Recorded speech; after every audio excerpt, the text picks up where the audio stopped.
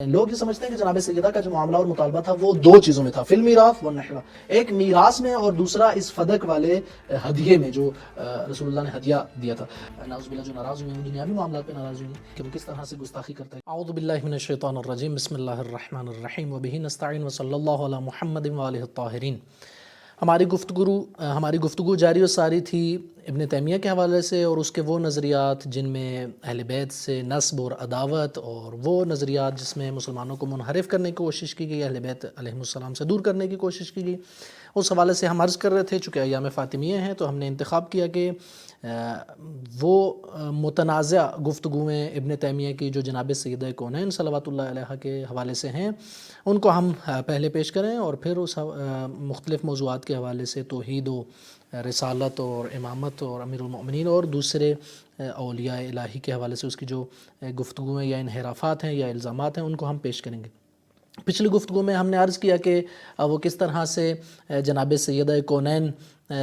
کے حزن کو کسی دوسرے کے حزن اور غم کے ساتھ کمپیریزن کر رہا ہے، اور یہ کہہ رہا ہے کہ جناب سیدہ کا حزن اس لیے درست نہیں ہے کیونکہ رسول اللہ کی وفات پہ اصلاً وہ سمجھا نہیں ہے کہ جناب سیدہ کونین حضرت فاطمہ الزہرا سلام اللہ علیہ کس چیز پر محزون ہے۔ لہٰذا یہ جو بات ہے اس کا ہم نے جواب دیا، اس کو عرض کیا۔ پھر اسی طرح سے اس کی یہ کوشش کہ اس نے یہ بات کی کہ امیر المؤمنین علی ابن ابی طالب علیہ السلام کا رسول اللہ کا داماد ہونا کوئی فضیلت نہیں ہے، یہ کوئی ایسی بات نہیں ہے کہ فضیلت ہو، اور کہا کہ اگر یہ فضیلت ہے تو ایک دوسری شخصیت اس سے زیادہ افضل ہے کیونکہ ان کے ہاں دو بیٹیاں تھیں، یا یہ بھی کہا کہ اگر یہ فضیلت ہے تو ایک دوسری شخصیت وہ داماد بھی ہیں اور ان کو کوئی ڈانٹا بھی نہیں، رسول اللہ نے عتاب بھی نہیں کیا، جبکہ مولا علی علیہ السلام کو عتاب کیا۔ ہم نے اس کے مقابلے میں اہل سنت کی کتابوں سے ذکر کیا، عرض کیا کہ کس طرح سے ابن عباس اور دوسرے اصحاب امیر المؤمنین علیہ السلام کے بارے میں فرما رہے ہیں کہ رسول خدا کبھی بھی امیر المؤمنین پہ رسول خدا نے عتاب نہیں کیا، کسی دوسرے کو ڈانٹا ہو یا نہ ڈانٹا ہو، کبھی بھی امیر المؤمنین علیہ السلام سے ناراحت اور غضبناک نہیں ہوئے ہیں۔ اسی طرح سے جناب سیدہ کونین کا رات کو دفن ہونا، اس کے حوالے سے بھی انتہائی توہین آمیز اور تمسخر والا انداز اور اس میں گستاخی کی، اور اس کا بھی جواب عرض کیا گیا۔ ایک اعتراض اگر آپ اس کو فہرستوار دیکھیں تو تقریباً کوئی 15 یا 20 کے قریب ایسی جگہ ہیں جہاں پر وہ جناب سیدہ کونین کے مختلف افعال پر اعتراض کرتا ہے، یا پھر جناب سیدہ کونین کی فضائل میں سے کسی فضیلت کا انکار کرتا ہے۔ جس طرح سے پچھلی گفتگو میں ہم نے عرض کیا کہ یہ جو حدیث ہے کہ ان اللہ یغضب لغضب فاطمہ ویرضی لرضاها، کہ خداوند متعال فاطمہ کے غضب سے غضبناک ہوتا ہے اور فاطمہ کے راضی ہونے سے راضی ہوتا ہے، اس کو وہ کہتا ہے کہ کذبٌ، یہ جھوٹ ہے اور یہ فلاں ہے فلاں ہے۔ اور یہ البتہ ہم نے پہلے بھی عرض کیا اور ابھی بھی یہ عرض کرتے چلیں کہ ابن تیمیہ کے حوالے سے یہ بات اس کے شاگردوں نے اور اس کے مکتب کے لوگوں نے بھی کہی ہے، حتی ناصر الدین البانی نے کہی، اور بہت اس کے ڈائریکٹ شاگردوں نے بھی، بعض نے یہ بات کہی کہ وہ کسی بھی چیز کو جو بات اسے اچھی نہیں لگتی اور اس کے مکتب کے مطابق نہیں، اسے فوراً رد کرنے کے حوالے سے وہ بہت زیادہ جلدی کرتا ہے اور فوراً کہتا ہے یہ جھوٹ ہے، افتراء ہے، جہالت ہے، فلاں فلاں فلاں۔ آج اگر ہم جن اشکالات کے حوالے سے جناب سیدہ کونین کے حوالے سے اس کا جو موقف ہے اس میں جو عرض کرنا چاہتے ہیں، سب سے پہلے قضیہ فدق کے بارے میں وہ کہتا ہے کہ جناب سیدہ کونین کا آنا اور یہ مطالبہ کرنا کہ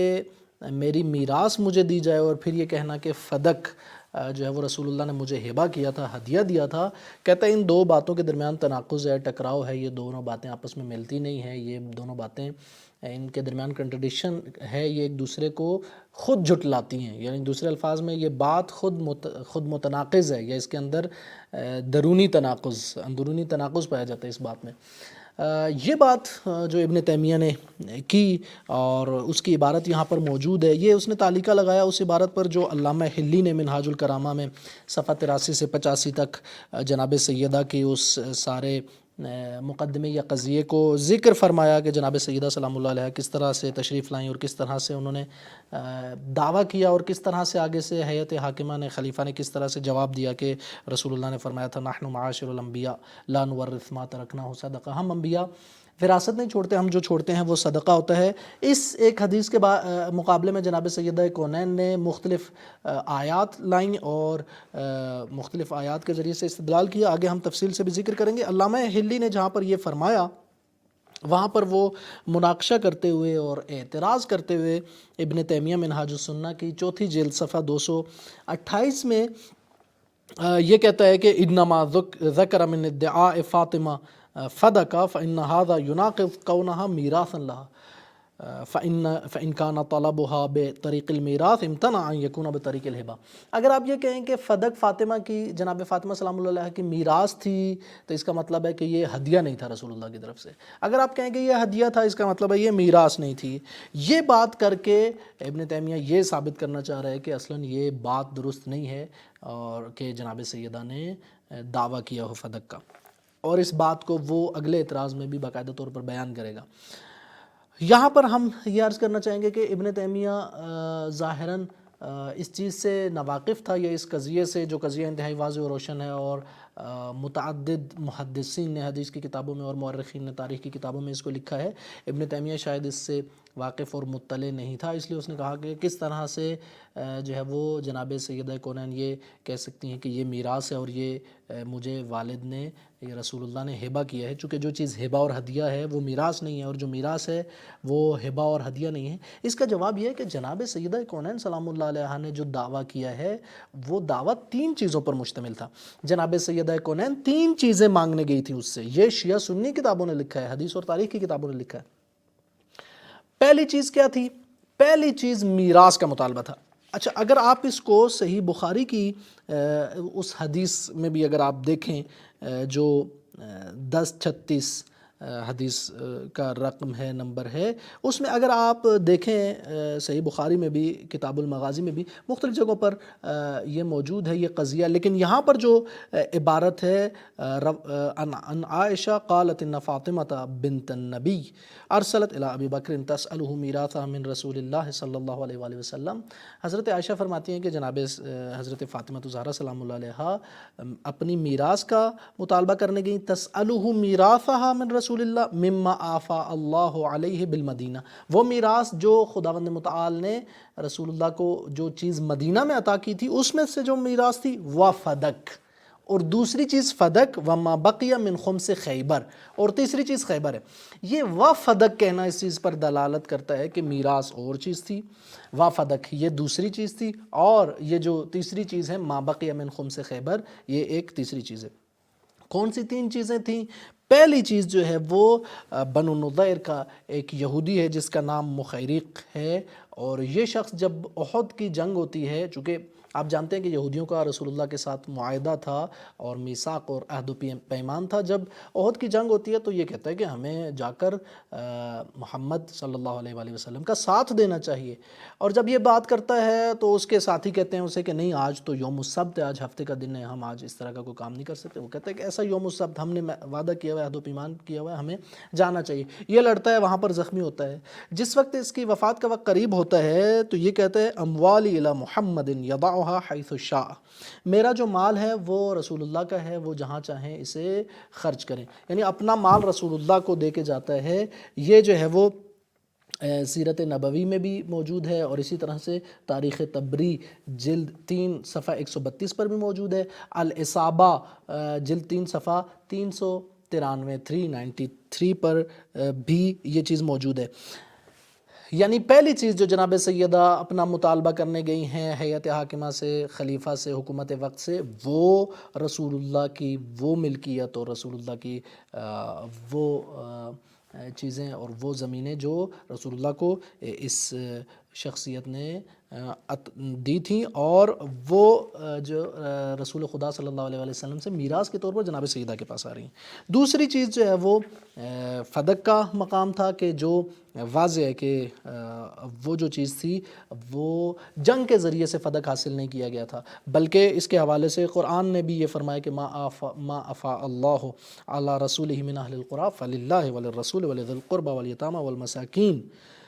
وابن السبیل۔ یہ جو خداوند متعال نے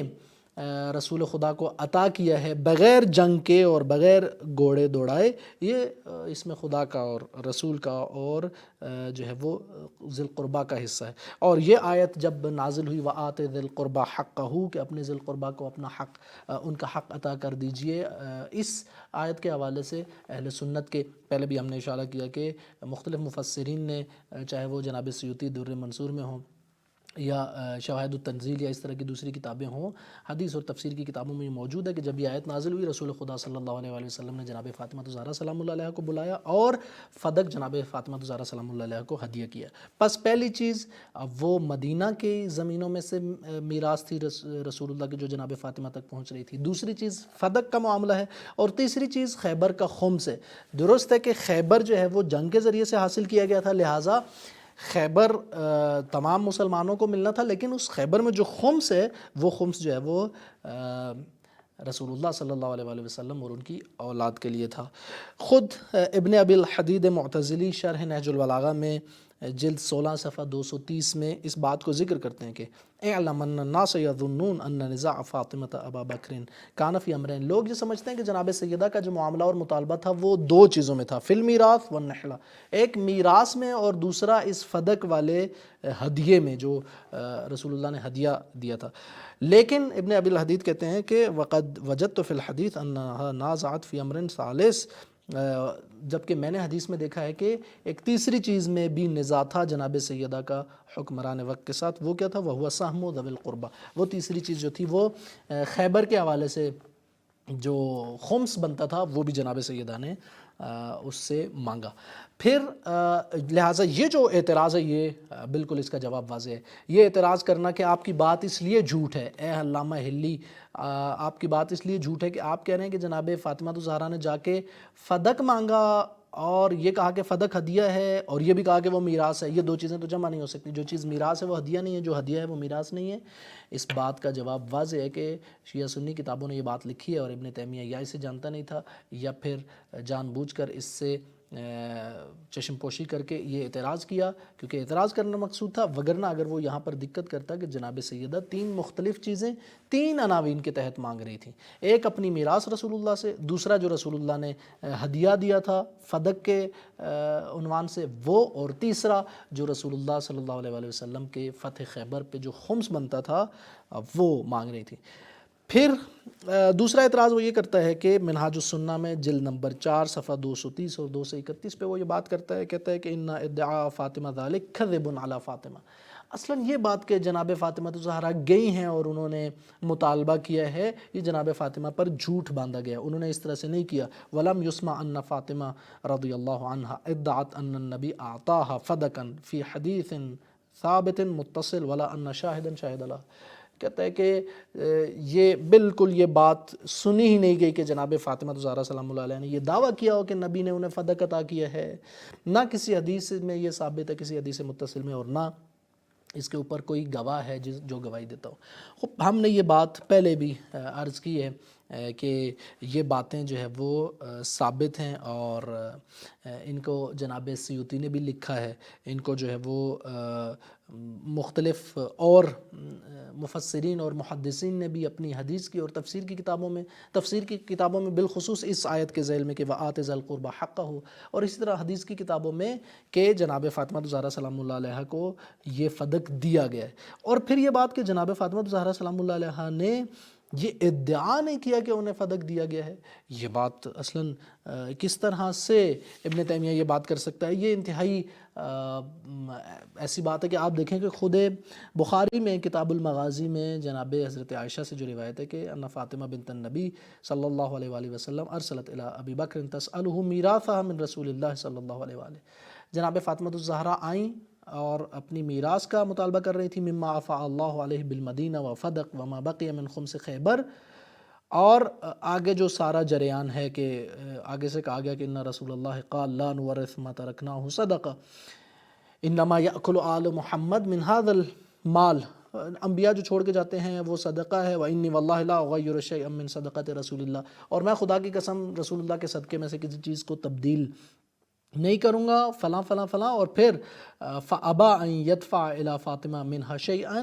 یہ کہا گیا کہ ہم آپ کو کچھ نہیں دیں گے. جناب فاطمہ سے کہا گیا فوجدت فاطمۃ علی ابی بکر فی ذلک فہجرتہ، جناب فاطمہ ناراض ہو گئیں. فلم تکلمہ حتی توفیت، جب تک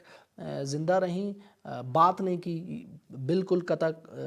کلامی اختیار کر لی، بالکل بات نہیں کی یہاں تک کہ توفیت، وفات پا گئی، یعنی وفات تک جناب سیدہ ناراض رہیں. وعاشت بعد النبی ستۃ اشہر، 6 ماہ تک جناب رسول خدا کے بعد زندہ رہیں. یہ وہ بات ہے جو بخاری لکھ رہے ہیں. اس کا مطلب ہے بخاری کہہ رہے ہیں کہ جناب فاطمہ الزہرا سلام اللہ علیہ نے جا کر ادعا کیا، دعویٰ کیا ہے، اور جہاں پر میراث کا دعویٰ کیا ہے وہاں پر فدق کا بھی دعویٰ کیا ہے. اور شیعہ سنی حدیث اور تفسیر کی کتابیں کہہ رہی ہیں کہ یہ جو دعویٰ تھا جناب فاطمہ الزہرا سلام اللہ علیہ کا، اس دعویٰ میں جناب فاطمہ الزہرا سلام اللہ علیہ نے فدق جو مانگا ہے، خود یہ حدیث اور تفسیر کی کتابیں کہہ رہی ہیں کہ فدق رسول اللہ صلی اللہ علیہ وآلہ وسلم نے اپنی زندگی میں جناب فاطمہ الزہرا سلام اللہ علیہ کو دیا تھا. لہٰذا یہ بات کہنا کہ یہ جناب سیدہ پر جھوٹ ہے یا تہمت ہے، یہ بات درست نہیں ہے. اور کتنے ہی ایسی باتیں اور حوالہ جات موجود ہیں شیعہ سنی کتابوں سے، طولانی اس کو ذکر کرنا مقصود نہیں ہے، کہ جناب سیدہ کو فدق دیا گیا. اور پھر صحیح بخاری کہہ رہی ہے کہ جناب سیدہ نے جا کے مانگا، اور جناب سیدہ نے جب مانگا اور نہیں ملا تو جناب سیدہ ناراض ہوئیں. اب جب یہاں پر دیکھتا ہے ابن تیمیہ کہ یہ بات اس کی اتنی محکم نہیں ہے، پھر آگے اور باتیں کرتا ہے کہ جناب سیدہ کا گواہ لانا، اور وہ گواہ جو ہے وہ شرعی لحاظ سے، فقہی لحاظ سے درست نہیں تھا ان گواہوں کا، یعنی حاکم کا فیصلہ درست تھا. پھر یہ باتیں کرتا ہے کہ جناب سیدہ نعوذ باللہ جو ناراض ہوئی ہیں وہ دنیاوی معاملات پہ ناراض ہوئی ہیں. انہیں ہم اگلی گفتگو میں عرض کریں گے کہ وہ کس طرح سے گستاخی کرتا ہے، کس طرح سے اپنے نسب اور عداوت کو، اپنے ناسبی ہونے کو کس طرح سے اظہار کرتا ہے. اگلی گفتگو میں انشاءاللہ سے عرض کریں گے. والسلام علیکم ورحمۃ اللہ وبرکاتہ.